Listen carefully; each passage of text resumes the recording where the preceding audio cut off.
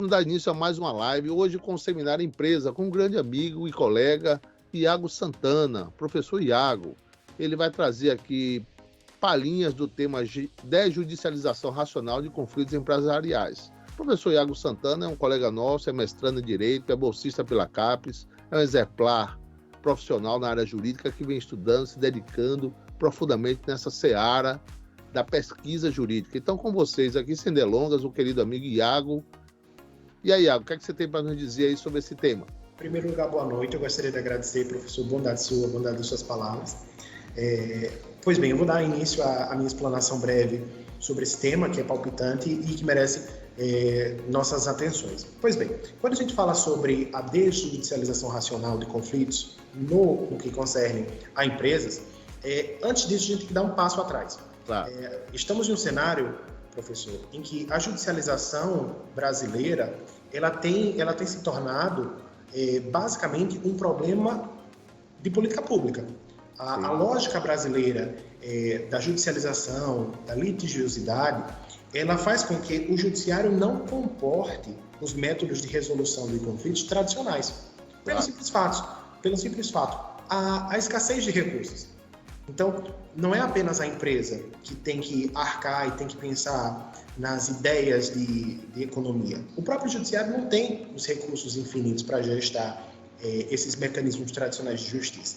Pois bem, e aí quando a gente se depara perante esse cenário e transpondo este cenário para a ideia da empresa, é possível perceber, dentre outras coisas, que esse cenário de judicialização de massa não é comportado mais pelo judiciário. Como eu te falei, a ideia de altos custos, a ideia de morosidade judicial. Então, é muito comum que entremos com a ação, ingressemos com a ação e ela demore 1, 2, 3 anos para uma sentença de primeiro grau e até a execução a gente sabe que isso pode demorar até mais tempo. Pois bem, e aí quando a gente percebe esse conflito na seara empresarial, muitas das vezes percebemos o seguinte: diversos desses conflitos, eles poderiam ser desjudicializados se tivesse uma participação efetiva de um mediador que pudesse trazer uma resolução muito mais profícua para aquele litígio, de maneira que você esgotaria a demanda e não traria essa sobrecarga ao judiciário. Porque muitas das vezes, professor, a disputa que se tem em uma empresa é algo que poderia ser resolvido com uma conversa. Obviamente, nós sabemos que Mas o que você está colocando basicamente é o que? A arbitragem, a mediação, a forma consensual de litígio, de possíveis litígios, né? Perfeito. Veja, quando a gente fala sobre a arbitragem, a gente está falando de um mecanismo mais complexo em relação à mediação. A ideia da mediação nesses conflitos empresariais é muito mais de uma lógica pessoa a pessoa. Então, face a face. A gente não está falando da empresa que litiga contra a empresa. A gente está falando do corpo de funcionários, inclusive do corpo gerencial dessa empresa, que tem demandas, que tem litígios que eles precisam ser administrados. E muitas das vezes se parte de uma premissa de um fato que não é jurídico, mas que pode ser. Então, imagine só, ao longo do meu artigo eu trato a sucessão da empresa, né? Imagine, eu sou o dono da empresa e eu venho a falecer. Então, é possível que exista um conflito de quem vai assumir esse negócio, que, por exemplo, isso pode ser judicializado, como tudo no Brasil. Entretanto, é possível que a mediação atue nesse âmbito para tentar mitigar esse conflito e pode mitigar completamente esse conflito. Claro. Então, aí eu parto da própria lei de mediação. Eu sempre tento trazer uma base teórica acerca do que eu estou propondo para ter um supedâneo. E também a própria cultura do CNJ em ter essa resolução de conflito como uma estratégia de escoamento da demanda judicial. Porque quando a gente pensa no judiciário, a gente pensa naquela ideia, né, do método heterocompositivo que o juiz vai impor às partes à vontade da lei. E nesse método que eu advogo por ele,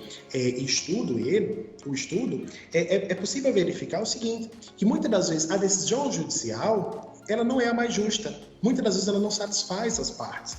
E a mediação não. A mediação traz essa lógica de participação, de colaboração entre as partes. E muitas das vezes a decisão mas a resolução racional desse conflito pode ser muito mais benéfica às partes do que uma decisão que venha de baixo para cima e coloque essa vontade judiciária.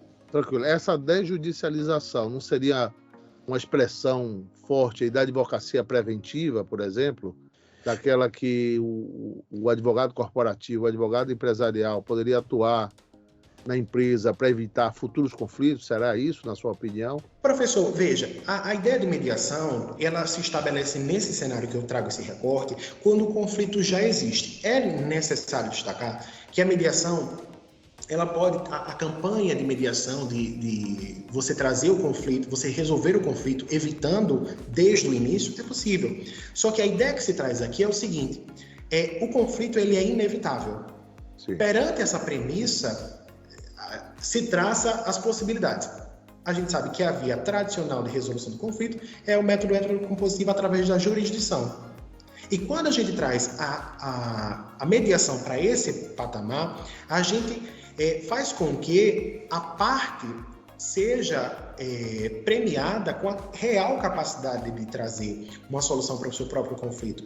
Eu não mais trago um terceiro que vai impor a vontade. Eu trago um terceiro imparcial que propõe a mediação daquelas questões e faz com que a comunicação, que é o centro-chave desse procedimento, dessa ferramenta, faz com que isso tudo se equacione de modo que muitas das vezes... Ô Iago, e nessa composição do que você tem pesquisado, que você tem estudado, como ficaria possíveis ou eventuais conflitos de direitos humanos à empresa?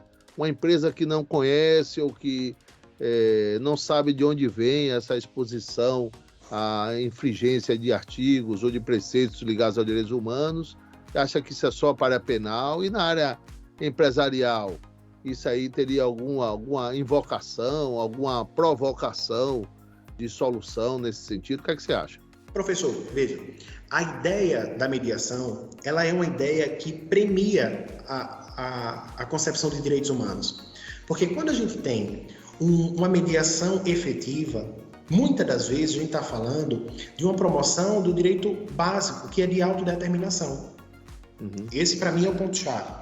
E o próprio CNJ estabelece instrumentos, órgãos dentro do Poder Judiciário para fazer com que essa pessoa que tem um litígio a ser resolvido passe necessariamente por ele. A mediação não é uma obrigação, mas é uma possibilidade alvissareira de uma pessoa ou de um grupo de pessoas, e nesse campo a gente pode falar do trabalhista, que envolve certamente de forma muito mais palpitante o direito empresarial, mas não só. Porque quando a gente vai para um Sejusc, um PMEC, perceba, ali está também o Estado, mas o Estado está oferecendo serviços de uma composição muito menos agressiva em relação a uma sentença judicial. E aí o senhor me pergunta, Iago, como é que a gente vai fazer isso numa pequena empresa? Perceba, professor, muitas das vezes os conflitos que vão ao judiciário são de pequena monta. Sim. Não estamos falando de conflitos que giram em torno de cifras exorbitantes. A gente está falando muitas vezes de um caso de assédio que pode ser entendido de outra maneira, que pode ser resolvido de outra maneira. A gente está falando de uma demissão que ela poderia ter sido interpretada de outra forma. A gente está falando de uma questão de promoção que não foi dada. Então, perceba, é uma miríade de possibilidades que isso acontece. Aí eu gostaria de trazer 2 exemplos.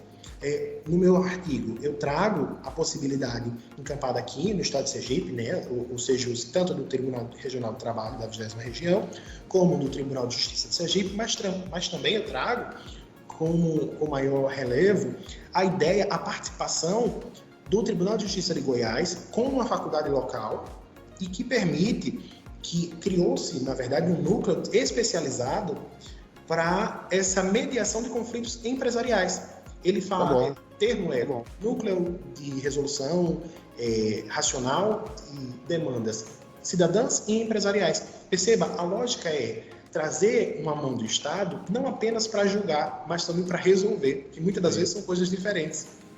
Então, esses pequenos exemplos que você citou aí, na verdade, é a ponta do iceberg, né? Exato. Isso pode estender com tranquilidade as pequenas empresas, essa é a sua interpretação? Sim, na verdade, as pequenas empresas, elas são as maiores beneficiários dessa questão, porque, veja, a grande empresa, muitas das vezes, ela já tem um sistema de compliance que pode resolver, ela já tem, muitas das vezes, um sistema de autorresolução de demandas, mas quando a gente está falando da pequena empresa, a gente está falando de empresas com 5, 6 funcionários. Imagine, quanto seria despendido para que eu buscasse a justiça tradicional? E não só olhando pelo critério econômico, mas imagine só o tempo que isso ia ser despendido. Então, quando a gente vai para esse tipo de cenário, a gente percebe que o maior beneficiário é a pequena e a média empresa, porque tem a possibilidade de você compor e realmente resolver o conflito. A ideia é que o conflito sempre existe. O que a gente vai buscar é uma ideia racional e menos custosa e muito mais efetiva para esse cidadão que precisa da prestação jurisdicional. Sim, sim. Quando a gente fala em justiça, a gente fala justamente de solução de conflitos, Sim. conflito de interesses, né? A justiça pretende justamente solucionar de alguma forma eventuais conflitos de interesses que chegam ao seu conhecimento.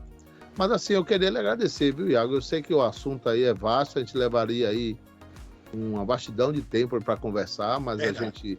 Aqui a notícia do que você pesquisou é apenas o resuminho, né?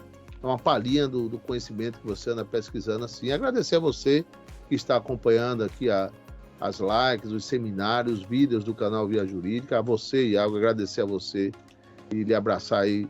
Um forte abraço por tudo aí que você tem feito pela academia, pelo programa de mestrado. E é isso aí. E as suas palavras finais.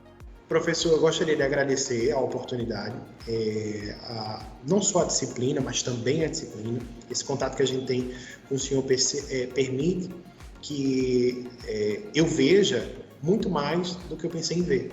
Então, essa ideia do direito empresarial e seus limites e possibilidades, para mim foi uma grande felicidade. Eu só tenho realmente a agradecer e reiterar que a sua bondade é muito mais do que qualquer qualificação que o senhor possa ter trazido aqui. Viu? Tranquilo. Então, obrigado a você novamente, obrigado a todos. Um forte abraço. Até a próxima. Valeu. Tchau, tchau.